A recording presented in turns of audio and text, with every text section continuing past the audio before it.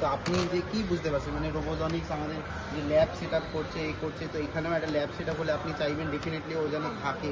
তো আপনার কীরকম একটা মানে ব্যক্তিগত এক্সপিরিয়েন্সটা কি হচ্ছে যে যে রোবোজনিক্সের ব্যাপারে আপনি কি মানে একটা ধারণা? আমি যখনই দেখেছিলাম এটা ফেসবুকে দিয়েছিল, তখনই আমি ইন্টারেস্টেড ছিলাম যে আমার ছেলে এটাতে অনেক আগে থেকে এইভাবে ইন্টারেস্টেড আছে। তো আমি ওকে না জানিয়ে আমি এটা নিয়ে আলোচনা করেছিলাম, করে রেজিস্ট্রেশন ব্যাপারটা শুনেছিলাম, শুনে আমি পে করেও দিয়েছি। তারপর ওকে আমি জানিয়েছি যে এরকম ব্যাপার। সারপ্রাইজ। হ্যাঁ হ্যাঁ হ্যাঁ। তো ও অনেক ম্যানেজ করে এসছে কালকে স্কুলের প্রোগ্রামের জন্য, অ্যাঙ্কারিংয়ে ছিল ও। তো যাই হোক, ও গিয়ে বললো যে আমার খুব ভালো লেগেছে, এরকম একটা এখানে হওয়ার ইচ্ছা করছে, ওরা এখানে করবে কিছু। তো আমি অনুরোধ করলে নিশ্চয়ই তুই জয়েন করতে পারবি, তুই জয়েন কর। হ্যাঁ, যদি হয় তাহলে ওদের জন্য খুব ভালো, যারা এসছে। আমরা ওই কারণেই করছি, আমরা ডিফারেন্ট স্কুল যাচ্ছি, ওগুলো অনবোর্ড করা হচ্ছে।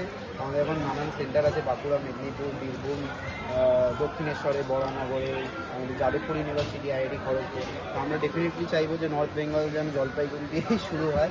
আমাদের কথা চলছে এখানে সেন্টার হওয়ার। তো খুব ভালো লাগলো যে তুমি ওয়ার্কশপ অ্যাটেন্ড করেছো, এখানে জিনিসগুলো দেখলে। Thank you for your valuable review. Thank you.